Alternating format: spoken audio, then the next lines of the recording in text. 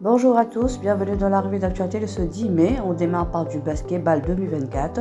Rivers Hoopers n'est plus invincible. AS Douanes l'a évincé 56-54. L'AS Douanes, grâce au panier de Mike Fofana au buzzer, a arraché la victoire hier face aux Rivers Hoopers. Elle inflige la première défaite à l'équipe nigérienne. Les Gabelous ont cru à la victoire jusqu'à la dernière seconde. Malgré un arbitrage vivement contesté à la fin du match, ils ont tenu bon pour remporter un match décisif pour la suite de la compétition.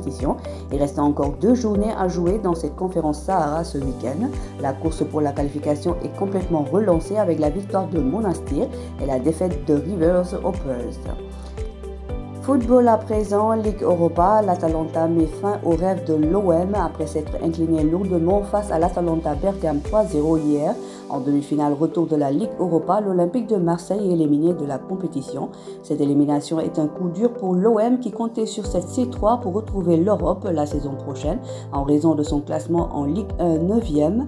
Marseille pourra s'en mordre les doigts notamment avec l'énorme occasion ratée par l'attaquant marseillais Iliman Ndiaye 2 minutes avant le deuxième but de l'Atalanta. Le rêve européen s'arrête en Italie pour l'OM.